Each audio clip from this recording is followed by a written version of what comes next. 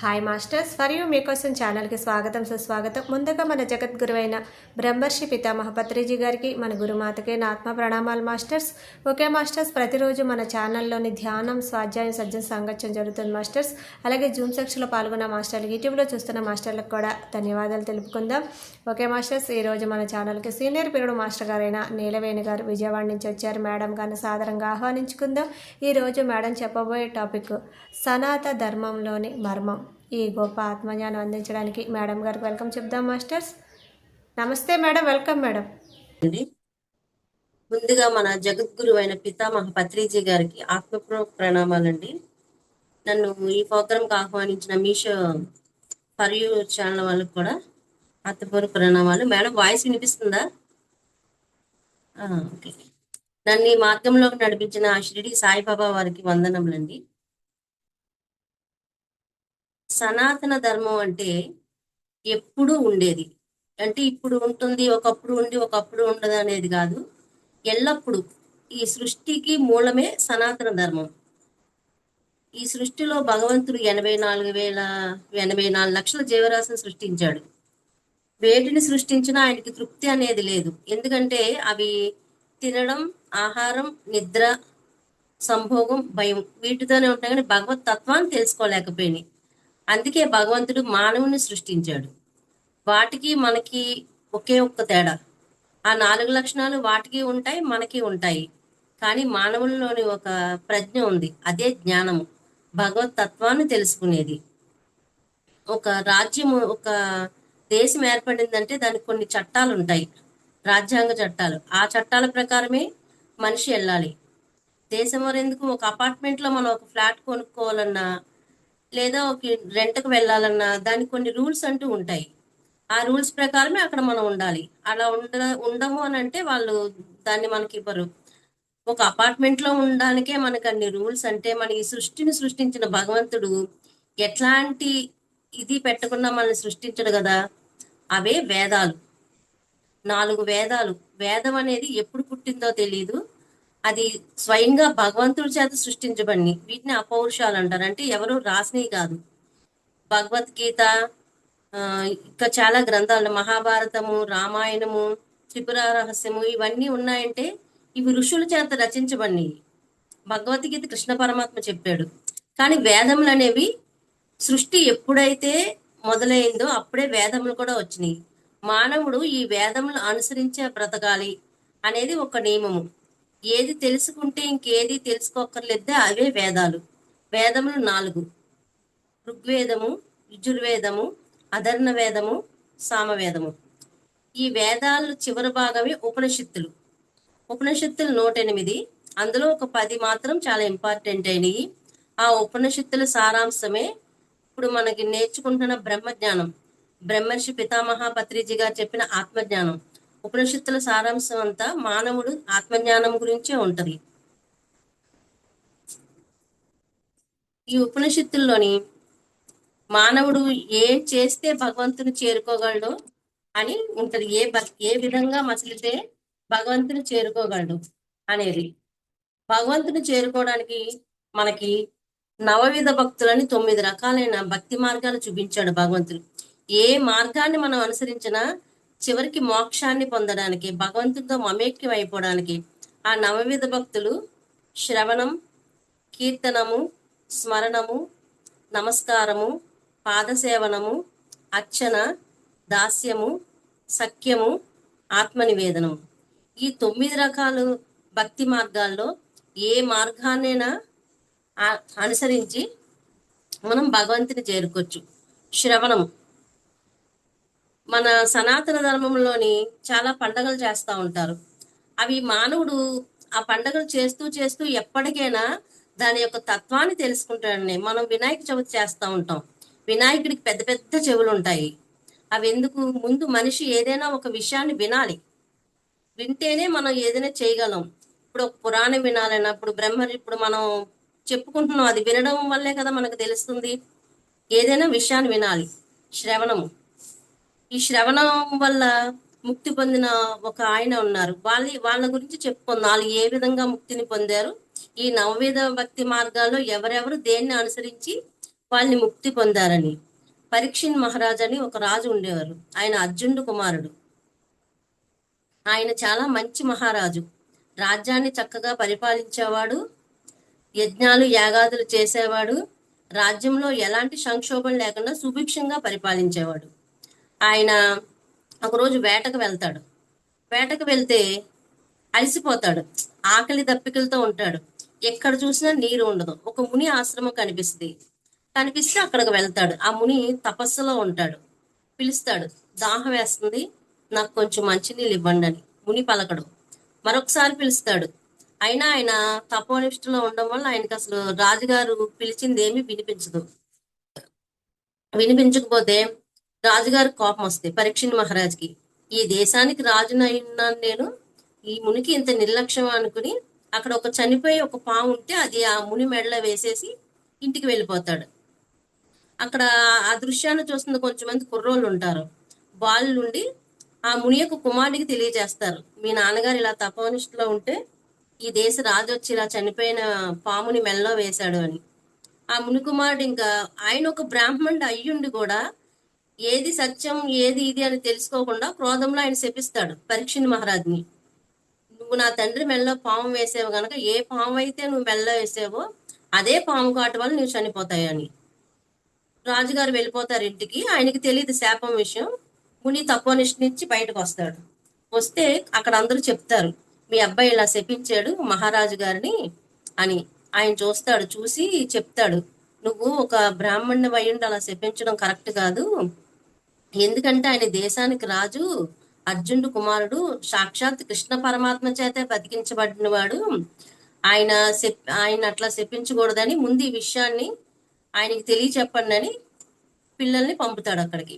ఆ రాజ్యంలోకి వెళ్ళి చెప్తారు, రాజుగారు మిమ్మల్ని ఇలా శపించారు, మీరు ఎట్లా 7 రోజుల్లో చనిపోతారని. అప్పుడు ఆయనకి జ్ఞానోదయం అవుద్ది, నేను ఒక రాజునయ్యుండి ఇంత యజ్ఞయాగాదులు చేస్తుండి ప్రజలకు ఎలాంటి లోటు లేకుండా పరిపాలిస్తున్న నేను కూడా క్రోధానికి ఎందుకు గురయ్యాను, నేను ఏం లోపం వచ్చింది నాలోని, ఏం తెలుసుకోలేకపోయాను అని. ఇంక నేను ఇట్లా ఉంటే కాదు, అసలు మనకు కోపాన్ని క్రోధాన్ని దేన్నైనా జయించాలంటే ఏ మార్గాన్ని ఎంచుకోవాలి అని గంగానది తీరకెళ్ళి ప్రావేశం చేద్దామని అనుకుంటే ముళ్ళు ఋషులు వస్తారు. వాళ్ళని అడుగుతారు, స్వామి నేను ఇంత రాజ్యాన్ని ఇంత బాగా పరిపాలించి ఇలాంటి రాజునైనా సరే ఒక ముని దగ్గర నేను ఎందుకు క్రోధాన్ని అదుపులో చేసుకోలేకపోయాను, ఏం చేస్తే నాకు ఈ క్రోధం తగ్గుద్ది అని అంటే వాళ్ళు సుఖమహర్షి చేత భాగవతం చెప్పించుకోమంటారు. సుఖమహర్షి వస్తారు. అప్పుడు సుఖమహర్షికి వందనం చేసి, స్వామి నేను ఏం చేస్తే ముక్తిని మోక్షాన్ని పొందగలను, కర్మ అనేది తప్పదు నాకు, 7 రోజుల్లో మరణం అనేది ఉంది నాకు, ఇంకా నేను ఇప్పటికే చాలా సమయాన్ని వృధా చేశాను, ఏం చేస్తే నాకు అవుద్దంటే అప్పుడు సుఖమహర్షి చెప్తాడు, భాగవతం బోధించి నువ్వు మనసును అదుపులో పెట్టుకో, నిశ్చల స్థితిలో ఉండు, వాయువును అదుపులో పెట్టుకో. వాయువును అదుపులో పెట్టుకుంటే మన పత్రిక సార్ చెప్పింది, మన శ్వాసను గమనించడం, ఒక శుభ్రమైన ప్రదేశంలో ఉండి నువ్వు ఇంద్రియాలను అదుపులో పెట్టుకుని నీ కర్మల్ని ఇంకా ఇది చేద్దాం అది చేద్దాం అనేది మానేసి, నీ శరీరం మీద వ్యామోహాన్ని మానేసి నువ్వు నిశ్చలమైన స్థితిలో ఉండి ఇక్కడ ధ్యానాన్ని చెయ్యి, అప్పుడు ప్రావయస్వేపం చెయ్యి అంటారు. అప్పుడు ఆయన పరీక్షిత్ మహారాజు ఆ 7 రోజుల్లో భాగవతం విని భగవత్ తత్వాన్ని తెలుసుకుని, ఏది చేస్తే మనకి కామక్రోధ మోహాలు పోతాయని తెలుసుకుని ధ్యానం చేసి తరించి, ఆయన ఏ శాపం వల్ల అయితే చనిపోవాలో ఆ శాపానికి చక్కగా ఆహ్వానించి చావును కూడా చనిపోతాడు. దీన్ని బట్టి తెలుసుకుంది ఏంటంటే, మనము ఏమి చేసినా మనలోని ఒక అరిషడ్ వర్గాన్ని ఎలా నియంత్రించాలి అనేది తెలుసుకోవాలి. ఈ శ్రవణం వల్ల అది తెలిసింది. ఆయన ఇన్నాళ్ళు ఎన్నో చేశాడు కానీ తెలియలేదు. ఎప్పుడైతే ఆయనకి శాపం వచ్చిందో అప్పుడు భయం వేసింది. అసలు దేహాన్ని వదిలేస్తే ఇంక మళ్ళీ ఈ దేహం మనకు రాదు. ఇంకా రానప్పుడు ఇన్నాళ్ళు నేను బ్రతికాను, ఏమి చెయ్యి, క్రోధాన్ని అదుపులో పెట్టుకోలేకపోయాను, ఇప్పుడు ఏం చేస్తే క్రోధాన్ని అదుపు పెట్టుకుని నేను మోక్షాన్ని పొందగలను అనేది ఆయన గ్రహించి ఆ మోక్ష సాధన కృషి చేసి ఆయన మోక్షాన్ని పొందాడు. కీర్తనము. ఇక త్యాగరాజ స్వామి అందరూ వినే ఉంటారు కదా. త్యాగరాజ స్వామి, ఆయనకి శ్రీరామచంద్రమూర్తి అంటే మహా ఇష్టం. ఆయన చిన్నప్పటి నుంచి కూడా శ్రీరామచంద్రమూర్తినే ఆయన ఇంట్లోని శ్రీరామచంద్రమూర్తి పట్టాభిషేకం ఉంది, ఒక విగ్రహం ఉండేది, దానితోనే ఉండి కీర్తనలన్నీ కూడా ఆయన రామచంద్రమూర్తి మీదే పాడేవారు. ఒకసారి వాళ్ళ ఇంట్లో కొంచెం పరిస్థితులు బాగాలేదు. ఈ ఇట్లా కీర్తనలు పాడతారని తెలిసి ఆ ఊరు రాజుగారు ఎంతో బాగా పాడుతున్నారు త్యాగరాజ స్వామి కీర్తనని ఆయన మీద కీర్తనలు రచించమంటాడు. రచించమని త్యాగరాజు గారు అన్నదగారి దగ్గరికి వచ్చి చాలా బహుమతులు పంపుతారు. పంపి మీ తమ్ముడిని నా మీద కొంచెం ఒక 2-3 కీర్తనలు పాడించమండి అంటే అవన్నీ తీసుకుంటాడు ఆయన. తీసుకుని ఇంట్లో పెడతారు. త్యాగరాజ స్వామి గారు వస్తారు. వచ్చి ఏంటి ఇవన్నీ అంటే, నువ్వు ఏమీ లేదు, ఆ రాజుగారి మీద కొన్ని కీర్తనలను రచించంటే ఒకటే చెప్తాడు ఆయన, ఇవి ఏమీ వద్దు, ఇవన్నీ ఇచ్చేసేయండి, నేను రామచంద్రమూర్తిని తప్ప మరి ఎవ్వరి మీద కీర్తనలు పాడనని తిరిగి పంపించేస్తాడు. వాళ్ళ అన్నగారి కోపం, ఇంత దరిద్రంలో ఉన్న ఈయన ఎందుకని రాజుగారి మీద కీర్తనలు పాడడం లేదు, మనం ఇన్ని కష్టాల్లో ఉన్నాం కదా, ఎందుకు రాముణ్ణే అభిమానిస్తూ కూర్చున్నాడు అని ఆ విగ్రహాన్ని ఏం చేస్తాడు, ఒకసారి ఆయన కావేరీ నదిలో పడేస్తాడు. దీన్ని దూరం చేస్తే ఈయన భగవంతుడు దూరం అయిపోతాడు, మనలోకి వస్తాడు అని. ఆయన ఆ శ్రీరామచంద్రమూర్తి విగ్రహాన్ని నదిలో పడేస్తే కావేరీ నదిలోని అక్కడే 3 రోజులు ఉపవాసం ఉండి అలాగే ఉండిపోయి, భగవంతుడు విగ్రహం అంటే నా దగ్గర లేదు కానీ భగవంతుడు నాలోనే ఉన్నాడు కదా అని అలా కీర్తనలు పాడుతానే ఉంటాడు. అప్పుడు ఆ శ్రీరామచంద్రమూర్తి విగ్రహాలు నదిలోని తేలుతూ వచ్చినాయి అంట. ఆ వచ్చిన విగ్రహాలను ఆయన నేను విగ్రహాలు తీసుకొస్తున్నాను అని భావనతో కాకుండా కేవలం నేను భగవంతున్నే తెస్తున్నాను స్వయంగా ఇంట్లో పెట్టుకుని ఆయన్నే పూజిస్తూ ఆయన మీదే పాటలు రాస్తూ ఉన్నారు. అంటే ఆయన భక్తి అది ఒక విగ్రహం అని అనుకోలేదు, భగవంతుడే నా దగ్గర ఉన్నాడు అని అనుకున్నాడు ఆయన. ఇట్లా త్యాగరాజ స్వామి తరించి ప్రహ్లాదుడు తెలుసు కదా, హిరణ్యకశిపుని కొడుకు.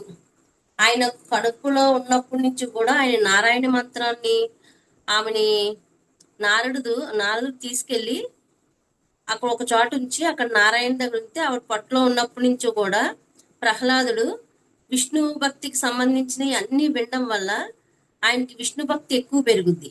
ఆయన పుట్టినప్పటి నుంచి కూడా నారాయణ నారాయణ అంటానే ఉంటాడు. అది హిరణ్యకశిపుడికి ఇష్టం ఉండదు. వాళ్ళు రాక్షసులు, నువ్వు నారాయణ అనొద్దు అని ఎన్నో విధాలుగా హింసిస్తాడు ఆ బాలుని. ఆ బాలుడు ప్రతి చోట కూడా నారాయణనే దర్శిస్తాడు. రాక్షసులు ఆయన చంపడానికి వస్తే ఆ చంపి రాక్షసుల్లో నారాయణనే దర్శిస్తాడు, వాళ్ళు పట్టుకున్న కత్తిలోని నారాయణనే దర్శిస్తాడు. తండ్రి కొట్టడానికి కర్ర తీస్తే తండ్రిలోని నారాయణనే చూస్తాడు, తండ్రి కొట్టే కర్రలోని నారాయణ చూస్తాడు, ఎటు చూసినా నారాయణనే చూస్తాడు. స్మరణ ఎప్పుడు కూడా నారాయణ నారాయణ నారాయణ అని స్మరిస్తూనే ఉంటాడు, అంతటా నారాయణని చూస్తాడు ఆయన. అలా చూడటం వల్ల ఒకసారి తండ్రి అతన్ని చంపబోతే ఎక్కడ ఉన్నాడు నీ నారాయణ రమ్మనంటే ఎక్కడైనా ఉన్నాను చూపిస్తాడు. అప్పుడు స్తంభంలోంచి వస్తాడు. ఒక చిన్న బాలుడు స్మరణకు మెచ్చి ఆ భగవంతుడు ఆ తండ్రిని వధించి కొడుకుని రక్షిస్తాడు. ఇక నమస్కారము అనేది అక్రూరుడు చరిత్ర. కంసుడి దగ్గర అక్రూరుడు అనే ఆయన ఉద్యోగం చేస్తా ఉంటాడు. ఆయనకి చిన్నప్పటి నుంచి కూడా కంసుడి దగ్గర ఉన్న కృష్ణ పరమాత్మ అంటే అనన్యమైన భక్తి ఆయనకి. ఒకసారి కంసుడికి తన చావు కృష్ణుడి వల్ల వస్తుందని తెలిసి, కృష్ణుడు గోకులో ఉన్నాడని తెలుస్తుంది, ఎవరిని పంపిస్తే కృష్ణుడు వస్తాడు అని ఆలోచించి, కృష్ణ పరమాత్మ మనలో ఉన్న ఇది ఏమిటంటే మనం కూడా చెడు చేస్తున్నామని తెలిసినా కూడా ఆ చెడు వైపుకే ఒక్కొక్కసారి మనం మగ్గుతాం.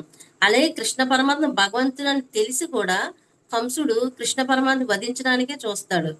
ఎవరిని పంపితే ఆయన వస్తాడని అక్రూరుడికి కృష్ణుడికి అంటే మహాభక్తి, అక్రూరుని పంపిస్తే తప్పకుండా వస్తాడని అక్రూరుని పిలుస్తాడు. పిలిచి నువ్వు కృష్ణ పరమాత్మని తీసుకురా ఇక్కడికి, నేను ధనుర్యాగం చేస్తున్నానని, మరి ఎవరిని పంపినా సరే కృష్ణ పరమాత్మ రాడు, నువ్వు వెళ్తేనే వస్తాడని అంటాడు. అప్పుడు అక్రూరుడు కృష్ణ పరమాత్మని తీసుకురావడం ఇక్కడ ఎందుకు, కంసుడు వధిస్తాడని. కానీ అక్రూరుడికి తెలుసు కృష్ణ పరమాత్మ దేవుడని, ఆయన ఈ కంసుడి యొక్క ఆటలు ఆయన దగ్గర సాగవని. కానీ తను కృష్ణ పరమాత్మ దర్శనం అవుద్ది, అతన్ని ఏ వంకతో తీసుకొచ్చినా నాకు కృష్ణ పరమాత్మ దర్శనం అవుద్ది. మామూలుగా అయితే కంసుడు అటు వెళ్ళనివ్వడు, కృష్ణుని చూడనివ్వడు, ఎందుకంటే ఇక్కడ ఉద్యోగం చేస్తున్నాడు కనుక ఆయన. సరే నేను ఆ వంకతోనే కృష్ణ పరమాత్మ చూద్దామని, సరే నేను కృష్ణ పరమాత్మ తీసుకొస్తానని వెళ్తాడు. వెళ్తే ఆయన దారి పొడుగునా కృష్ణుని స్మరిస్తూనే ఉంటాడు. కృష్ణుడు ఆడుకోవడం, కృష్ణుడు లీలలు, కృష్ణుడు గోపికలతో ఉండడం, కృష్ణ పరమాత్మ యొక్క దివ్య లీలలు ఇవన్నీ స్మరిస్తూనే ఉంటాడు, వెళ్తానే ఉంటాడు, కృష్ణున్నే స్మరిస్తాడు. అంటే ఆయన భక్తి అలాంటిది. వెళ్ళేది ఏ పని మీదైనా సరే. కృష్ణుడు ఒక చోట నదిలోని స్నానం చేస్తా ఉంటే కృష్ణుడు చూస్తాడు. అసలు కృష్ణుని చూసి ఆయన తనే మర్చిపోతాడు. అసలు తను ఎందుకు వచ్చాడు ఏంటి అనేది మర్చిపోయి అనన్యమైన భక్తితో నమస్కరిస్తాడు కృష్ణుడి పాదాలకి. దానికి పొంగిపోతాడు కృష్ణుడు. నమస్కారానికి ఎవరు అని అంటే అక్రూరుని చెప్పుకోవచ్చు. తర్వాత అర్చన. పృథు మహారాజు అని ఒక మహారాజు ఉంటాడు, వేముడు కొడుకు ఆయన. వాళ్ళ నాన్నగారు చాలా క్రూరుడు. అంత క్రూరత్వం వల్ల ఉండడం వల్ల ఆయన భూమి పాపాన్ని భరించలేక గోవు రూపంలో అయిపోయి వెళ్ళిపోతే దేవతలందరూ కూడా ప్రార్థిస్తారు, ఇప్పుడు మనకి భూమి పాపాన్ని భరించలేక వెళ్ళిపోతుంది, మనం ఎక్కడ ఉంటామని. అప్పుడు పృథు మహారాజు ఆ గోవుని ప్రార్థించి మన భూమిని మళ్ళీ మనకు తెస్తాడు. ఆయన ఎన్నో యజ్ఞయాగాలు చేసి ఎంతో పుణ్యాన్ని సంపాదించుకుంటాడు. సాక్షాత్తు విష్ణుమూర్తి ఆయన్ని పిలిచి నీకు మోక్షాన్ని ఇస్తాను రా అంటే ఆయన, లేదు స్వామి, ఈ దేహం ఉండంగానే ఏదైనా మేము చెయ్యాలి, దేహం చాలించాక ఏమీ చేయలేం మనం, ఈ దేహంతో నిన్ను ధ్యానించి పూజించి మోక్షాన్ని పొందుతాను తప్ప నేను ఎటూ రాను అని అంటాడు. ఆయన పృథు మహారాజు కూడా భగవంతుడు తత్వాన్ని తెలుసుకుని ఆయనకి పూజ అర్చన అది చేసి దానిలోనే తన్మయత్వం పొంది మోక్షాన్ని పొందుతాడు. ఇక పాదసేవనం. ఎల్లప్పుడూ కూడా లక్ష్మీదేవి ఆ విష్ణుమూర్తి పాదాల దగ్గర ఉండి పాదసేవనం చేస్తానే ఉంటది. సఖ్యము. దీనికి అర్జునుడిని ఉదాహరణగా చెప్పుకోవచ్చు. అర్జునుడు కృష్ణ పరమాత్మకి ఎంతో ఎంతో సఖ్యంగా ఉంటాడు. అంత సఖ్యంగా ఉంటాడు కనుక ఆయనకి కురుక్షేత్ర యుద్ధంలో రథసారథిగా ఉంటాడు. రథసారథిగా ఉండడం అంటే ఏదో రథాన్ని నడపడం అనే కాదండి. రథసారథిగా ఉండడం అంటే మూడో మనిషి ఉండడు అక్కడ రథాల దగ్గర కింద గుర్రాల దగ్గర కృష్ణ పరమాత్మ ఉంటే పైన అర్జునుడు కూర్చుంటే రథాన్ని ఎట్టి నడపాలి అంటే అక్కడ యుద్ధంలో సైగ చేసి అటు ఇటు అని చెప్పడానికి ఉండదు. ఒక కాలు ఆ రథం నడిపి ఆయన భుజం మీద పెట్టి చెప్తా ఉంటారు ఎటు వెళ్ళాలి అని. అంత కృష్ణ పరమాత్మ అంతటి విలువనిచ్చాడు మా అర్జునుడికి. అంత సఖ్యంగా ఉంటాడు గనక ఆయన పాదాల దగ్గర కూర్చొని రథాన్ని నడిపి ఆయన కాళ్ళు భుజాల మీద పెట్టి అటు పెట్టు ఇటు పెట్టు అని అన్న అంతటి పరమాత్మ అయ్యిండు కూడా ఆ సఖ్యానికి ఆ భక్తికి లొంగిపోయాడు. ఇక దాస్యం అంటే ఆంజనేయ స్వామికి శ్రీరామచంద్రమూర్తి అంటే అనన్యమైన భక్తి. ఎప్పుడు కూడా రామ రామ రామ అంటూనే ఉన్నాడు. ఆయనకి ఎంత భక్తో రామచంద్రమూర్తి అంటే రామచంద్రమూర్తికి కూడా అంత భక్తి. ఒకసారి రామచంద్రమూర్తి తన భక్తుల పేర్లన్నీ కూడా ఒక పేపర్ మీద రాసుకుంటున్నాడంట. ఎవరెవరు తన భక్తులు అన్ని రాసుకుంటున్నాడంట. రామచంద్రమూర్తి అట్లా రాసుకుని ఒక చోట పెట్టి వెళ్తే ఒక సర్వెంట్ చూస్తే అందులో ఆంజనేయ స్వామి పేరు ఉండదంట అసలు ఎక్కడ కూడా. ఆంజనేయ స్వామి పేరు ఉండకపోతే ఆంజనేయ స్వామి దగ్గరికి వెళ్ళి, స్వామివారు తన భక్తుల పేర్లు రాసుకున్నారు కానీ అందులో నీ పేరు లేదు అని చెప్తారంట. చెప్తే ఈయన కూడా వచ్చి ఒకసారి చూస్తే అందులో ఆంజనేయ స్వామి పేరు ఉండదు అసలు. ఉండకపోతే అప్పుడు రామచంద్రమూర్తి ఏకాంతంగా కూర్చున్నప్పుడు వెళ్ళి, స్వామి నా భక్తులు ఏమైనా లోపం ఉందా ఏంటి, నేను ఎంతో ఇదిగా మిమ్మల్ని సేవిస్తున్నాను కదా, మీ భక్తుల పేర్లలో నా పేరు ఎందుకు లేదు అని అడుగుతారు. అంటే అది నన్ను పూజించే భక్తులు పేర్లు రాసాను నేను, అందులో నీ పేరు అవును నిజమే, అందులో నీ పేరు లేదు అని అంటాడు. ఎందుకు స్వామి, నేను నా భక్తులు ఏమైనా లోపం ఉందా ఏంటి అని అడుగుతాడు ఆంజనేయ స్వామి. అడిగితే నీ భక్తులు లోపం ఉండడం కాదు, నేను ఇష్టపడే భక్తుల పేర్లు అక్కడ రాశాను. ఓకే, నన్ను ఇష్టపడే భక్తుల పేర్లు నేను అక్కడ రాశాను, కానీ నేను ఇష్టపడే భక్తులు నువ్వు ఒక్కడవే, అది నా హృదయంలో ఉంది అని అన్నారంట. అంటే ఆంజనేయ స్వామి అంటే రామచంద్రమూర్తికి అంత అనన్యమైన భక్తి. మనము ఎక్కడైనా సరే ఎక్కువ హనుమాన్ చాలీసా చదువుతాం. రామచంద్రమూర్తి చాలా కీర్తనలు ఉన్న 180 సార్లు హనుమాన్ చాలీసా ఇట్లా చదువుతాం. నాకు ఒకసారి ఇట్లాగే డౌట్ వచ్చింది. ఒక పంతులు గారి దగ్గరికి వెళ్ళాడుగా, ఎక్కువ రామచంద్రమూర్తి గుళ్ళు కాకుండా ఆంజనేయ స్వామి గుళ్ళు ఎక్కువ ఉన్నాయి స్వామి. పైగా ఎక్కడ కూడా ఎక్కువ రామచంద్రమూర్తి చాలా పాటలు అయి ఉంటాయి, ఇవి పాడరు. హనుమాన్ చాలీసా 108 సార్లు ఇలా పాడతారు కదా, ఎందుకంటే ఆయన ఒకే సమాధానం చెప్పారు. అమ్మా, రాముడు ఎప్పుడు కూడా, హనుమంతుడేమో రాముని చూస్తా ఉంటాడు, రాముడు ఎప్పుడు కూడా హనుమంతుడు చూస్తా ఉంటాడు. మనల్ని డైరెక్ట్ గా రాముడు మనల్ని చూడడు, ఆటోమేటిక్ గా హనుమంతుని చూస్తున్నప్పుడు మనం హనుమంతుడిని ప్రార్థిస్తే ఆ అప్పుడు అక్కడ ఉన్న మనల్ని కూడా ఆ రాముడి దృష్టి మనమే పడద్ది అని చెప్పారు. అంత అనన్యమైన భక్తి. రాముడు ప్రాయోపవేశం చేస్తారు సరియు నదిలోని. చేసినప్పుడు అక్కడ ప్రజలందరూ తట్టుకోలేకపోతారు. చాలా మంది ప్రజలు ఏం చేస్తారంటే, మేము కూడా రాముడితో పాటు వెళ్ళిపోతాం మేము ఆ నదిలోకి అని అంటే, ఆంజనేయ స్వామి మనకి చాలా చోట్ల ఆంజనేయ స్వామి గుండెలు చీల్చితే సీతారాముల ఫోటోలు కనిపిస్తూ ఉంటాయి చాలా చోట. అది ఆ సీతారాముల ఫోటో సీతమ్మ తల్లికి చూపించడు, ఆయన ప్రజలకు చూపిస్తాడు. రాముడు ఎక్కడో లేడు, ఏమీ అయిపోలేదు, మీ హృదయాల్లోనే ఉన్నాడు అని అంటాడు. ఏది నీ హృదయంలో ఉంటే చూపించంటాడు. అప్పుడు ఆయన హృదయాన్ని చీల్చి చూపిస్తాడు సీతారాముల్ని. అట్లాగా మనం కూడా భగవంతుని మన హృదయంలోనే దర్శించుకోవాలి. తర్వాత ఆత్మ నివేదనం. బలిచక్రవర్తి. బలిచక్రవర్తి వామనుడు బలిచక్రవర్తి ఆగడాలు ఎక్కువైపోతున్నాయి, ఆయన దానాలు ఎక్కువైపోతున్నాయని చివరికి ఇంద్రసభ కూడా ఆయనకు వచ్చేసి స్థితి వచ్చేసినప్పుడు ఏం చేస్తాడంటే, ఇంద్రుడు వామన్ను ప్రార్థించి విష్ణుమూర్తిని వామన రూపంలో అక్కడికి వెళ్ళమంటాడు. వెళ్తాడు. వెళ్తే బలిచక్రవర్తి ఎవరు ఏ వరమైనా సరే ఇస్తాడు ఆయన. ఇస్తే ఇక బ్రాహ్మణుడు ఈ కుర్రోని ఈ బాలుని చూసి ఆయన తన్మయత్వంలోని నీకేం వరం కావాలో కోరుకో అంటాడు. నాకు మూడు వరాలు కావాలంటాడు బలిచక్ర వామనుడు. ఏంటంటే, ఇవ్వడానికి సిద్ధపడినప్పుడు శుక్రాచార్యుడు ఉంటాడు, రాక్షసుల గురువు, వద్దంటాడు. ఆయన వచ్చింది విష్ణుమూర్తి, నువ్వు వరాలు ఇవ్వద్దంటే నేను ఇచ్చిన మాటను తప్పను అని అంటాడు. సరే ఇవ్వంటే ఒక ఒక వరం అడుగుతాడు, ఈ భూమి అంతా కావాలంటాడు. నేను మూడు అడుగులు, నాకు 3 అడుగులు కావాలి అంటాడు. 3 అడుగులు పెట్టండి అంటాడు. ఆయన విష్ణుమూర్తి మూల ఒక అడుగంతా కూడా భూమి మీద పెడతాడు. మరి 2 అడుగు ఎక్కడ పెట్టాలి అని అంటాడు. అప్పుడు ఆకాశం మీద పెడతాడు. 3 అడుగు ఎక్కడ పెట్టాలంటే ఇంక బలి చక్రవర్తికి ఏమీ ఇంకా లేక తన శిరస్సును చూపిస్తే పాతాళంలోకి తొక్కేస్తాడు. అంటే తనకు తను కూడా ఆత్మ నివేదనం చేసేసుకున్నాడు. వీటి అన్నిటిలో కూడా ప్రతి ఒక్కరు పాటి పాటించిన ఈ 9 మార్గాల్లో కూడా ఏదో ఒక మార్గాన్ని పాటించి మనము ఆ భగవంతుని చేరుకోవాలి.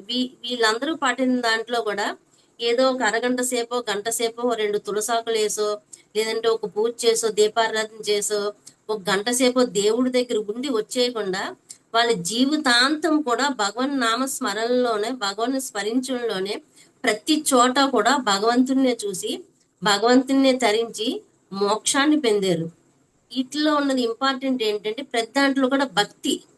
భక్తి అనేది నువ్వు ధ్యానం చేస్తావా, నమస్కారం చేస్తావా, శ్రవణం చేస్తావా, ఏం చేస్తావా అనేది ముఖ్యం. అందులో భగవంతుడి మీద అనన్యమైన భక్తి ఉండాలి. తనే నేను, నేను తనే అన్న భావనతో చేయాలి.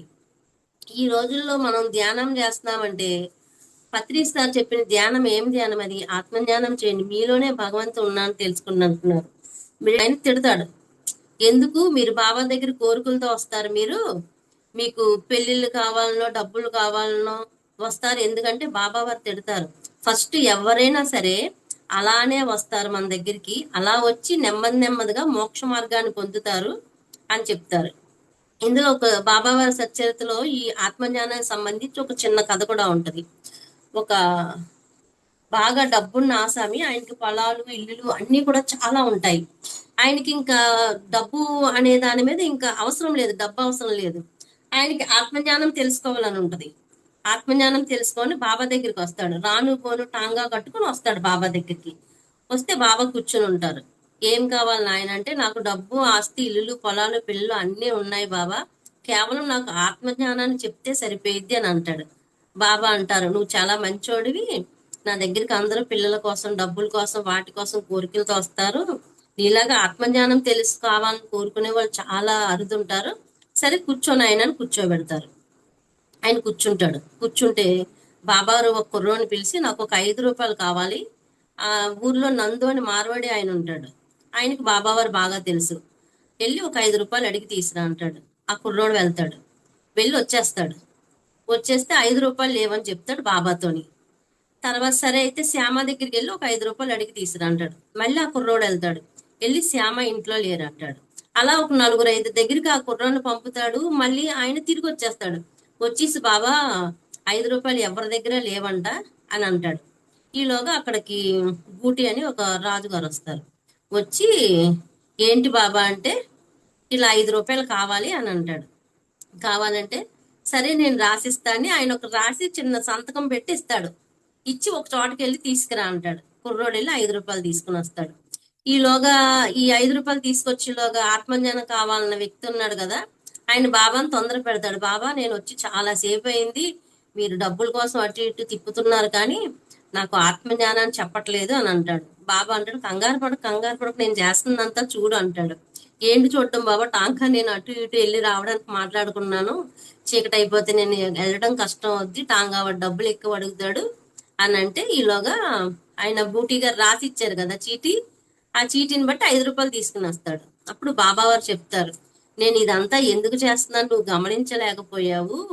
నేను ఒక ఫకీరిని, ఒక 5 రూపాయలు ఇస్తే మళ్ళీ నేను తిరిగి ఇస్తానో లేనో అని కొంచెం మంది ఇవ్వలేదు, కొంచెం మంది ఇళ్ళ దగ్గర లేక ఇవ్వలేదు. ఈ సంపన్నుడి చేత రాయించి ఇస్తే ఈయన తిరిగి ఇవ్వగలడు అని ఇచ్చారు. నీకు కూడా అంతే, ఆత్మజ్ఞానం ఎవరు పొందగలరో వాళ్ళే పొందాలి. నేను 5 రూపాయల కోసం ప్రయత్నిస్తున్నాను, నీ జేబీలో 150 రూపాయలు ఉన్నాయి.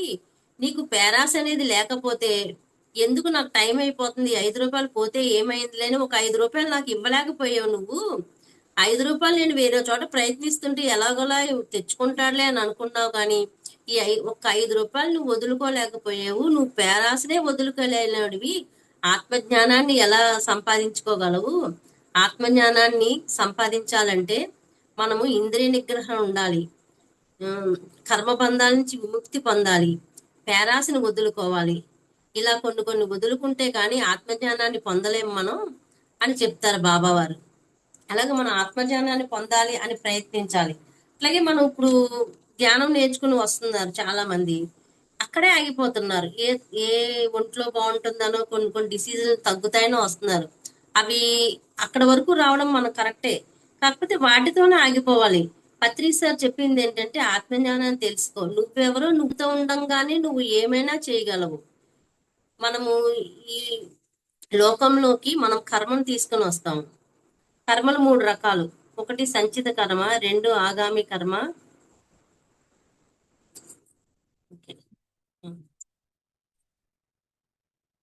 3 ప్రాబద్ధ కర్మ. సంచిత కర్మలు అనేవి ఆల్రెడీ మనము పూర్వజన్మలో చేసుకున్నవి తీసుకుని వచ్చేస్తాం. ప్రాబద్ధ కర్మ అనేది ఆ కర్మను ఇప్పుడు అనుభవించడం లాంటిది. సంచిత కర్మ అంటే పూర్వజన్మలో మనము పాపం చేసినా పుణ్యం చేసినా సరే, అది పుణ్యం చేస్తే పుణ్యం అనేది బ్యాంకులో ఉన్న ఏదైనా పాపం కానీ పుణ్యం కానీ మనం సంపాదించుకున్నది బ్యాంకులో ఉన్న అమౌంట్ లాంటిది. ఆ పుణ్యం అనేది మనం చేసినంత కాలం సుఖాన్ని అనుభవిస్తాం, తర్వాత మన పాపకర్మను కూడా అనుభవించాలి. ఏ మేడం వాయిస్ వినిపిస్తుందా? కర్మ అనేది రాముడు విడిచిన బాణం లాంటిది, ఇంక దానికి తిరుగులేదు, మనం ఈ జన్మలో అనుభవించాల్సిందే. దీనికి ఒక చిన్న ఉదాహరణ చెప్తాను. ధృతరాష్ట్రుడు 100 మంది కొడుకులు కూడా చనిపోతారు యుద్ధంలోని. చనిపోతే కృష్ణుడి దగ్గరికి వచ్చి అడుగుతాడు, కృష్ణ అంతా నీ చేతిలోనే ఉంది కదా, మరి నా 100 మంది కొడుకుల్ని నువ్వు బ్రతికించుకోవచ్చు కదా, నువ్వు ఎందుకు బ్రతికించలేకపోయావని అడుగుతాడు. అడిగితే కృష్ణ పరమాత్మ అంటాడు, ఇది నువ్వు పూర్వ జన్మలో చేసుకున్న కర్మ ఫలితం, ఇది తప్పక నువ్వు అనుభవించవలసిందే. నువ్వు 50 జన్మల క్రితం ఒక తేనెటీగ తొట్టని ఒక 100 తేనెటీగల్లో ఒక దాంట్లో పెట్టి నువ్వు కాల్చేసావు.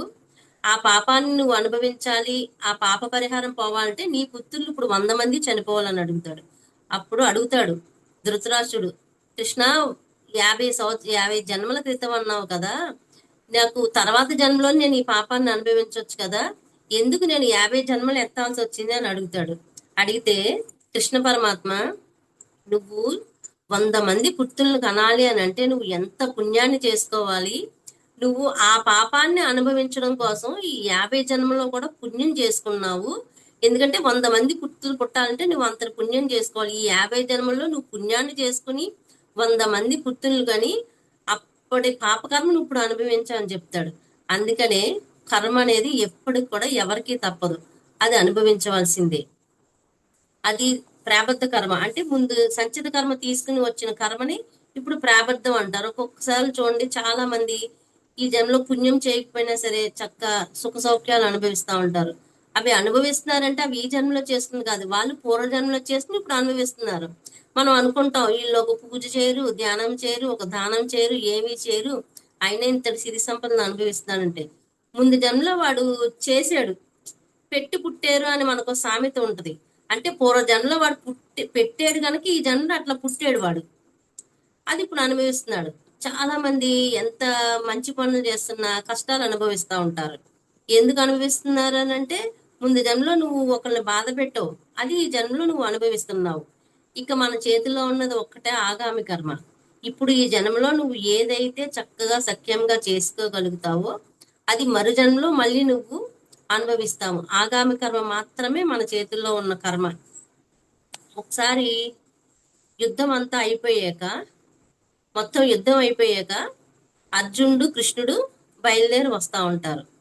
బయలుదేరి వస్తా ఉంటే అడుగుతాడు ఒక చోట, ఒక అర్జునుడు కొంచెం గర్వం వస్తుంది. వచ్చి నేను ఇంత పెద్ద యుద్ధం చేశాను కదా, కృష్ణునే రథసారి చేసుకున్నాను కదా, నేను చాలా కొంచెం గ్రేటే అని అనుకుంటాడు. అని అనుకుంటే ఒక చోట ఒక శవం పడిపోయి ఉంటది. పడిపోయి కృష్ణుడు పరమాత్మ, ఆయనకి తెలియనిది ఏముంది అసలు, కృష్ణ పరమాత్మకి శవం పడిపోయి ఉంటది. దాని చుట్టూ కూడా నక్కలు తిరుగుతా ఉంటాయి. నక్కలు తిరుగుతా ఉంటే అర్జునుడు అడుగుతాడు రథం ఆపి, ఏంటి కృష్ణ అక్కడ అట్లా పడుంది, నక్కలు తిరుగుతున్నాయంటే వెళ్ళి నువ్వే చూసిరా అని అడుగుతాడు. చూసిరా అని అడిగితే అర్జునుడు అక్కడికి వెళ్తాడు. నక్కలు తిరుగుతా ఉంటాయి కానీ ఏది తినవు. ఏది తినకపోతే ఒక నక్కను అడుగుతాయి, ఏంటి నువ్వు ఏమి తినట్లేదేంటి, మీరు నక్క శవం పడిపోయింది కదా తినట్లేదు ఎందుకు అని అడుగుతాడు. అడిగితే ఎలా తింటాము, ఈయనకి చేతులు ఉన్నాయి, ఏ రోజు కూడా మేము చేతులు తిందాం అనుకున్నాము, ఏ రోజు కూడా ఆ పరమాత్మను నమస్కరించలేదు ఈయన అని అంటాడు. ఇంకో నక్క చెప్పుద్ది, ఈయనకి కాళ్ళు ఉన్నాయి, గుడి దగ్గర నుంచి అట్లా వెళ్ళిపోయేవాడు గాని ఏనాడు కూడా ఆ గుడిలోకి ఒక 2 అడుగులు వేసి ఆ స్వామిని దర్శించలేకపోయాడు అని అంటాడు. ఇంకో నక్క చెప్పుద్ది, ఈయన కళ్ళు ఉన్నాయి కానీ ఎదుట పరమాత్మ కనిపిస్తున్నా సరే ఆ పరమాత్మను కనీసం చూడటానికి కూడా ఇష్టపడలేదు, ఈయన కళ్ళు తిందామంటే అని అంటది. నోరు తిందామనంటే ఎప్పుడు కూడా ఏనాడు కూడా కనీసం రామా అనలేదు అని అంటాడు. అప్పుడు అర్జునుడికి అనిపిస్తుంది, సర్వం ఉన్న భగవంతుడిని మనం తలుచుకోలేదు చూసావా, నాకు ఎంత గర్వం వచ్చిందో అని కృష్ణుడి దగ్గరికి వెళ్తాడు. కృష్ణ నేను తెలుసుకున్నాను కృష్ణ, సర్వము నువ్వే అయ్యుండు కూడా నేను కొంచెం నాకు గర్వం తలకెక్కింది అని అంటాడు అనమాట. సో దీన్ని బట్టి మనం తెలుసుకోవాల్సింది ఏంటంటే మనము ఈ శరీరం ఉండంగానే ఏదైనా చేయగలం. ఈ శరీరం ఒక్కసారి శరీరంలోంచి ఆత్మ బయటికి వెళ్ళిపోయింది అని అంటే మనము తల్లక్రిందులుగా తపస్సు చేసినా సరే ఈ శరీరంలోకి ఆత్మ రావడం చాలా కష్టము. మళ్ళీ మనం అక్కడ పాపపుణ్యాలు అనుభవించి చేసుకుని మన కర్మకు తగ్గ చూసుకుని మనం ఈ శరీరంలోకి రాగలమే కానీ మళ్ళీ వచ్చినా సరే ఈ శరీరంతో ఇప్పుడు చేసుకున్న పాపపుణ్యాలే మరు జన్మలో ఉంటాయి. అందుకే మోక్షాన్ని సాధించడానికి మనం ప్రయత్నించాలి. ఒకటే ఒకటి, పాపం వల్ల దుఃఖము, పుణ్యం వల్ల సుఖము, ధ్యానం వల్ల మోక్షము. ఈ 3 తెలుసుకుని ఏ వ్యక్తి అయితే తన ధర్మాన్ని తను పాటించగలుగుతాడో ఆయనే మోక్షాన్ని తెలుసుకోగలుగుతాడు. ఓకే ఓకే సరే. చెప్పండి మేడం. నేను ధ్యానం అంటే నేను ఎక్కువ పూజలు అవి బాగా చేసేదాన్నండి. నాకు ఎప్పుడు అసలు ఈ ఇప్పుడు నేను చెప్పాను కదా నవవిధ భక్తుల్లోని ఈ 8 తెలుసు కానీ ఆత్మ ధ్యానము, ఆత్మ నివేదన ఎప్పుడైనా చదవడమే కానీ బాబావారి నాకు బాబావారు అంటే బాగా ఇష్టం అండి. ఎప్పుడు కూడా బాబావారి పూజలు అవి బాగా చేసుకునేదాన్ని. ఈ ఆత్మ నివేదనలో ఒక పాట ఉంటది బాబావారి దాంట్లోని, అది పాడేయడమే కానీ అసలు దాని వైపు కూడా చూడండి, మనకు ఇప్పుడు మన స్తోమత ఎంతో దాన్నే చూస్తుంది కానీ ఎక్కువ మనం ఆలోచించం కదా. అలాగే ఈ ఆత్మ నివేదన అన్న దానికి నాకు అసలు కొంచెం కూడా ఆలోచన లేదు అసలు ఎప్పుడు కూడా. అసలు ఆత్మజ్ఞానం అనే దాని గురించి ఇవన్నీ కూడా మనకు తెలిసినే కదా చేసేవాళ్ళం. ఇట్లా చేస్తా ఉంటే మనకి ఎప్పుడైనా ఒక సమస్య వచ్చింది అంటే మన మైండ్ లో ఒకటి ఏదైనా ఒక థాట్ వచ్చిందంటే ఆ భగవంతుడు దానికి సమాధానం ఉంటేనే మనకు మైండ్ లో ఒక థాట్ అనేది రాగలుగుతాడు, అంటే ప్రశ్న అనేది వస్తుంది. నేను గుళ్ళకి వెళ్ళేదాన్ని. ఒకసారి అమ్మవారి గుడికి వెళ్తా ఉంటే దర్శనం చేసుకొని వచ్చేస్తే పక్కన రావి చెట్టు ఉంది. దాని చుట్టూ తిరుగుతూ ఉంటే చాలా మంది పసుపు కుంకాలు అక్కడ నాగేంద్ర స్వామి బొమ్మ మీద వేసి కింద పడేస్తున్నారు. పడేస్తుంటే ఆ పసుపు కుంకాలు వాటి మీద అమ్మవారి బొమ్మలే ప్రింట్ చేసి ఉంటాయండి, విష్ణుమూర్తి అమ్మవారి. అవి వేసి అక్కడ పడేస్తుంటే దాని చుట్టూనే తిరుగుతుంటే అవే తొక్కుకుని తిరుగుతున్నారు జనాలు. అప్పుడు నాకు ఫస్ట్ టైం అనిపించిందండి, ఏంటి మనం గుళ్ళోకి వెళ్ళి ఇప్పుడే మనం దండం పెట్టుకొని వచ్చాం కదా, ఇక్కడ ఈ ఫోటో మీద ఉన్నది కూడా అమ్మవారే కదా, మరి వీళ్ళు అంత నిర్లక్ష్యంగా నేను ఏం చేసినా అలా ఎవరు పడేసినా సరే ఏరి తీసుకెళ్లి ఒక చోట పెట్టేదాన్ని. అంటే లోపల ఆవిడకే కదా మనం దండం పెట్టుకుని వచ్చాము, ఏంటి వీళ్ళు తొక్కుతున్నారు ఇంత నిర్లక్ష్యంగా అలా వేసేసి పడేస్తున్నారు అని అప్పుడు అనిపించింది నాకు. అసలు దేవుడు అనేవాళ్ళు ఎక్కడ ఉంటాడు? ఆ గుళ్ళో ఉంటాడా లేదంటే ఈ ఫోటోల్లో ఉంటాడా? ఈ ఫోటోలోనే ఉంటే గనక మనం ఇంత నిర్లక్ష్యంగా రోడ్ల మీద పడేయం కదా అని అనిపించింది. అట్లా అనిపించింది ఫస్ట్ టైం, అలా అనిపించింది నాకు. దేవుడు ఎక్కడ ఉంటాడని ఆలోచన అప్పుడు ఫస్ట్ వచ్చింది నాకు అసలు. ఇంటికి వచ్చేసి ఇంక అట్లా చేసుకుంటుంటే సుజాత మేడం అని మొన్న మనకి ఫర్ యూ మేడలో చెప్పారు.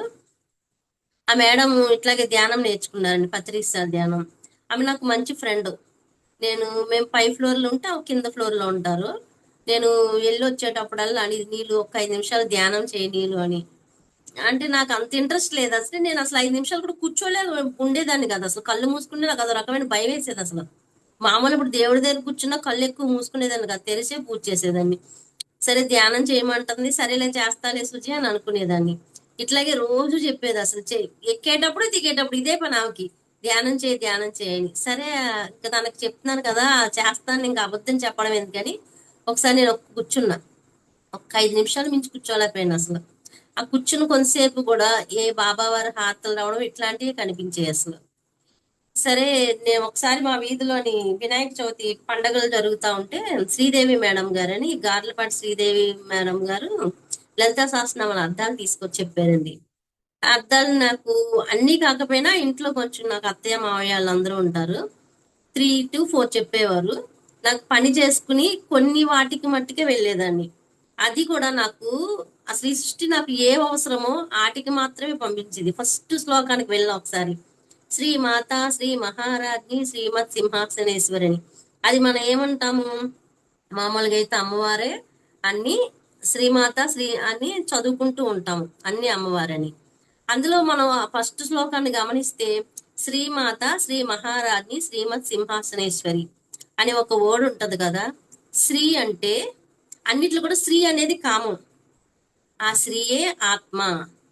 పెద్దాంట్లో కూడా మాత, ఆత్మ ద్వారానే మనం పుడతాం, ఆత్మే పరిపాలిస్తుంది మనని, ఆత్మే లయం చేసుకుంటది అని ఫస్ట్ శ్లోకం అర్థం. అలా కొన్ని కొన్ని శ్లోకాలకు వెళ్ళేదాన్ని. నాకు బాగా ధ్యానంలోకి వెళ్ళిపోవాలి అనిపించిన ఒకే ఒక శ్లోకం ఏంటంటే హృదయస్థ రవిప్రఖ్య త్రికోణాంతర దీపిక అనే శ్లోకం ఉంటది. 142 శ్లోకం అనుకుంటా అది.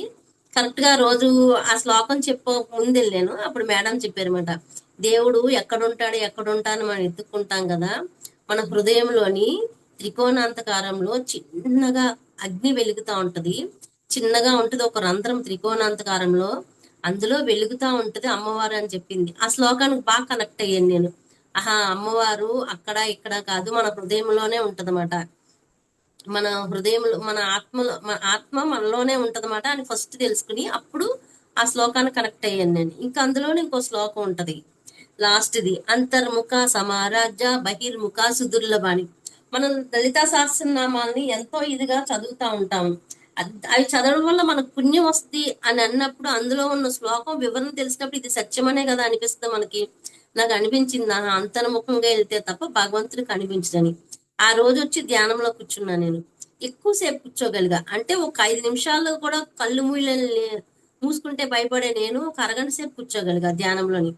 కూర్చుంటే నిర్మల చక్కగా కూర్చున్నాను. అప్పుడు అనిపించింది అంటే అంతర్ముఖంలోనే వెతకడం మొదలు పెట్టాను భగవంతుని. అలా నేను ధ్యానానికి అలా కనెక్ట్ అయ్యాను. అలా కనెక్ట్ అయినప్పుడు నాకు ఏమనిపించిందంటే ఒకసారి ధ్యానంలో కూర్చుంటే ఇక్కడ నుంచి కొన్ని వర్డ్స్ అలా వెళ్ళిపోతున్నాయి అసలు. ఇప్పుడు మీరు ఎదురు కనిపిస్తుంటే ఎలా చదివేస్తాను, అట్లా అలా కొన్ని వర్డ్స్ వెళ్ళిపోయినాయి అండి. అది ఏంటంటే శివపురాణంలోని కొన్ని వర్డ్స్ ఉంటాయి, నేను మర్చిపోయిన ఎక్కడ రాసుకున్నాను. అది ఈసారి చెప్తాండి క్లాస్ లోని. ఆ వర్డ్స్ వెళ్ళిపోతుంటే చదివా, ఆ వర్డ్స్ మీనింగ్ ఏంటా అనేది నాకు తెలియలేదు. తెలియకపోతే అప్పుడు నేను మహాభారతం చదివాను, రామాయణం విన్నాను, అన్ని విన్నాను. కానీ ఆ వర్డ్స్ ఏంటి, నేను ఎప్పుడు చూడలేని వర్డ్స్ వచ్చినాయి ఇవి. ఇంత పక్కతే స్పష్టం కూడా నేను తెలుగులో చదవగలిగి ఆ వర్డ్స్ అసలు ఇట్లా కళ్ళు మూసుకుంటే ఆ ఎదురుగా ఫ్లో అయిపోయినాయి. ఆ వర్డ్స్ ఏంటి ఇట్లా వెళ్ళిపోయినాయి అని అప్పుడు నేను చూసా, గూగుల్లో సెర్చ్ చేసా ఏంటని. ఆ వర్డ్స్ కి అర్థం ఏమొచ్చిందంటే నిసర్గ సంయమ్య పురుష లక్షణ అనే వర్డ్ వచ్చిందండి. ఆ నిసర్గ సంయమ్య పురుష లక్షణ అనేది సంస్కృతంలో వచ్చింది. నాకు సంస్కృతం తెలుగులో వచ్చింది ఈ సంస్కృతం వర్డ్స్. ఏంటి ఇంత పెద్ద వర్డ్స్ వెళ్ళి అని, నిసర్గ అంటే ఏంటో అని చూస్తే ఆ నిసర్గ అన్న వర్డ్ శివ పురాణంలో ఉంటదండి. సతీదేవి చనిపోయిద్ది కదా, చనిపోయాక పార్వతీదేవిగా పుడుద్ది. ఆ మహాశివుని పొందాలంటే ఆవిడ గొప్ప తపస్సు చేయాలి అసలు. ఆయన్ని పొందడానికి ఆమె ఒక మంచి ప్లేస్ లో కూర్చొని తపస్సు చేస్తుంటే అక్కడ విరోధ జంతువులు, పాము, ముంగీస, పులి, లేడి ఇలాంటివన్నీ కూడా ఎంతో సంయమంగా ఉండేయంట. ఏంటి ఒకదాంతో ఒకటి విరోధంగా కాకుండానే. ఎందుకంటే ఆ పార్వతీదేవి తపస్సు యొక్క మహిమ ఆ చుట్టుపక్కలంతా కూడా వ్యాపించి విరోధ జంతువులు కూడా ఎంతో సంయమంగా ఉండేవి. నిసర్గ అనే మాట పార్వతీ తపస్సులో శివపురాణంలో దాని వచ్చింది. అప్పుడు నాకు అనిపించింది, ఈ ధ్యానంలో పవర్ ఉంది. లేదంటే నాకు అంత పెద్ద నేను ఎక్కడ కూడా చూడలేదు, ఎప్పుడు ఆ వర్డ్ని అసలు చూడలేదు. ఇలాంటిది వచ్చిందంటే మనకు తెలియని విషయాలు కూడా మనకు కనిపిస్తున్నాయి అని ఇంకొంచెం ధ్యానం నేర్చుకోవాలని పట్టుదల మరింత వచ్చింది నాకు అసలు. నేను ఎప్పుడు కూడా ఈ ధ్యానంలోకి నాకు ఆరోగ్యం బాగుంటుందనో ఈ పరిస్థితులు బాగుంటాయని రాలా. అసలు భగవంతుడు ఎక్కడున్నాడు అని వెతుక్కుని దిశలోనే వచ్చాను. ఆ దిశలో రావడం వల్ల ఏంటో మరి నాకు అట్లా అనిపించింది. ఒకసారి ఇట్లాగే ఇంకా ధ్యానం ఆ రోజు నుంచి ఇంకా ధ్యానాన్ని అసలు మానలా నేను. ఎంత పనున్నా చేసుకుని ధ్యానంలో కూర్చునేదాన్ని.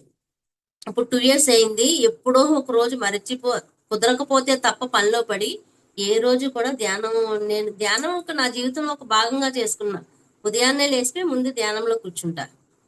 తర్వాత ఇట్లాగే ధ్యానంలో కూర్చుంటే నాలాగే ఒక మనిషి వచ్చి ఎదుర నేను పూజ ఎలా చేస్తా అలా చేయడం మొదలు పెడుతుంది. నేను తెల్లవారుజాము 4 వేసిపోతా, చుట్టూ చీకటిగా ఉంటది. అయినా భయం ఇలా. ఇప్పుడు మనం ఒంటరిగా కూర్చుంటే ఒక మనిషి మన పక్కన కూర్చుంటే భయం అనేది వస్తుంది కదా, ఏంటి సడన్ గా వచ్చారని. అట్లా ధ్యానంలో కూర్చున్నా ఒక మనిషి నా ఎదురుగా నాలాంటి మనిషి వచ్చి చేస్తున్నా నాకేం అనిపించలేదు. ఎందుకంటే నేను అది సత్యం కనుక. ఏంటి నాలాగే తర్వాత ధ్యానం నుంచి బయటకు వచ్చాక మునిబాబు సార్ని అడిగా, సరే ఏంటండి నాలాంటి మనిషి వచ్చి నా ఎదురుగా కూర్చుని నేను చేయట్లేదుగా, పూజ చేయలేదు కదా, మామూలు ధ్యానంలో కూర్చుండిపోయాను, నా పూజ చేస్తుంది అని అంటే అది నీ సూక్ష్మ శరీరం అమ్మా అని అన్నారు. ఇంక అట్లాగే నేను ఇంకా ధ్యానాలను ఇంకా మరింత చేసుకుంటూ ఇంకా చాలా అసలు ధ్యాన అనుభవాలంటే నేను ఒకసారి ఇలాగ సుజాత మేడం క్లాస్ వస్తుంది, విన్న క్లాసే కదా అని పడుకుంటే నడుము నొప్పి వస్తుంది, కూర్చుని వింటే నొప్పి రావట్లా. 4-5 సార్లు చూసా. పడుకుని విందాంలే అంటే నిద్రపోదాంలే క్లాస్ వింటాను అనుకున్నా నేను. కూర్చుంటే రావట్లే, ఏంటి కూర్చుంటే రావట్లేదని అప్పుడు నేను పత్రిస్ సార్ని మనసులో తెలుసుకుని, సార్ పత్రిస్ సార్ ధ్యానాన్ని వినమంటున్నారు కదా, నాకు ఒక కోరిక ఉంది తీర్చండి మీరు, మిమ్మల్ని నేను స్వయంగా ఎప్పుడూ చూడలేదు, ఒక్కసారి నాకు కనిపించండి అని అన్నా. అని నేను ధ్యానంలో కూర్చున్నాను. సుజాత మేడం క్లాస్ జరుగుతుంది.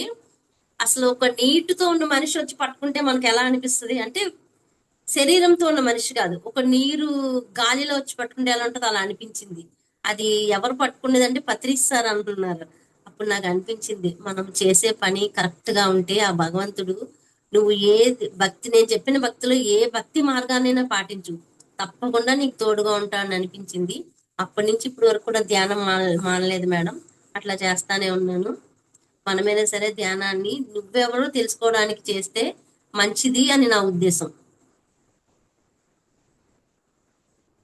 అసలు మెడిటేషన్ చేయించండి మేడం, ఒక 5 నిమిషాలు. ఇంకా మేడం రాలేదు, ఇంకా టైం ఉంది. Okay okay. ఓకేనా? Okay madam. ఉమ్.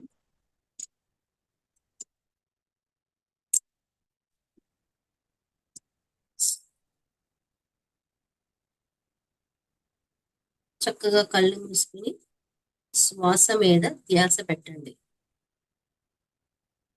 మనల్ని పత్రిస్తారు, శ్వాస మీద ధ్యాస పెట్టమంటారు. ఎందుకని అంటే మన శరీరంలో మనం కదిపే ప్రతి అవయము కూడా మన మైండ్తో పనిచేస్తాయి.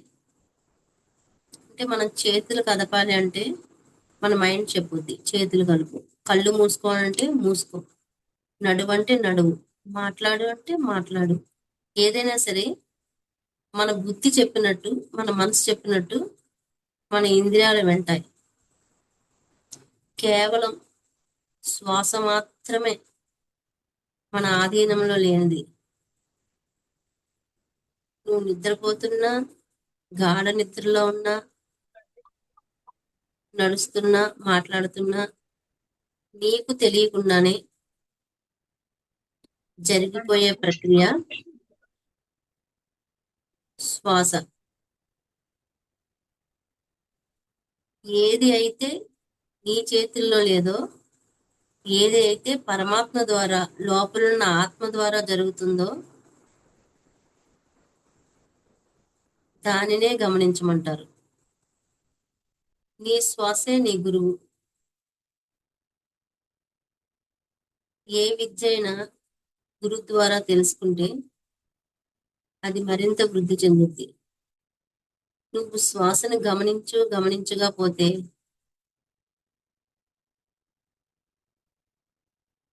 నీ దృష్టి నీ ఆజ్ఞా చక్రం మీద నిలుస్తుంది.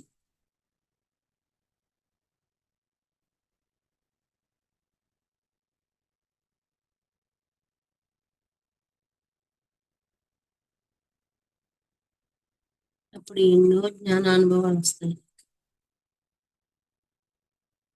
జ్ఞానం అనేది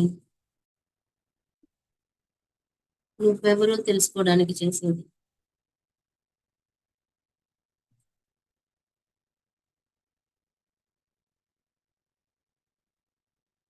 ఈ ప్రకృతిలో 84 లక్షల జీవరాశులు ఉన్నాయి. మానవునికి మాత్రమే ఉన్న ప్రజ్ఞ భగవత్ తత్వాన్ని తెలుసుకోవడం.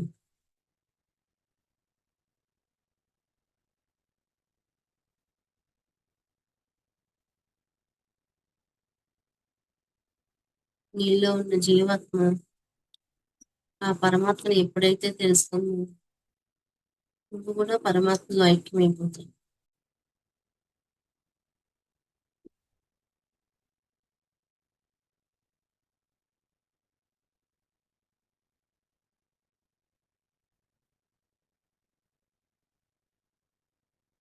శ్వాస మీద ధ్యాస.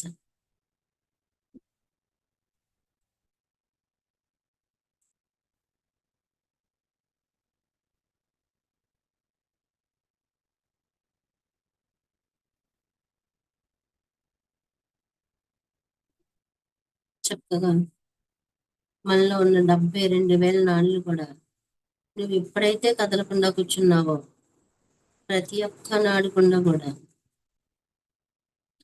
ఈ విశ్వ చైతన్య శక్తి లోపలికి వెళ్ళి ఉత్తేజపరుస్తుంది.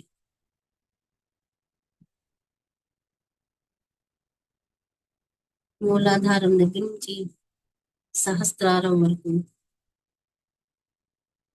ప్రతి ఒక్క చక్రం కూడా యాక్టివేట్ అవుతుంది. Okay madam. ఓకే, చెప్పండి. మేడం వచ్చారు. Okay madam. నాకు ఇంతటి అవకాశాన్ని ఇచ్చిన ఫర్ యూ ఛానల్ వారికి ఆత్మ ప్రణామాలండి. Thank you madam. Thank you so much madam. For you మీకోసం మన ఛానల్కి వచ్చి ఎంతో గొప్ప ఆత్మజ్ఞానం అందించిన మాస్టర్లందరికీ, నీలవేణి గారికి, కమలా గోవిందరాజు గారికి ధన్యవాదాలు తెలుపుకుందాం. మాస్టర్స్ ప్రతినిత్యం ఎరుకతోటి ధ్యానం, స్వాధ్యాయం, సజ్జన సాంగత్యం చేద్దాం మాస్టర్స్. అలాగే అందరి చేత చేయిద్దాం మాస్టర్స్. వైజాగ్కి మెగా పిరమిడ్ రావాలని పరమ గురువుల కోరిక, పత్రికారి కోరిక, పత్రి మేడం కోరిక. మనమందరూ సంకల్ప జ్ఞానం చేసి వైజాగ్కి మెగా పిరమిడ్ వచ్చేలా చేద్దాం masters. Thank you masters. Thank you.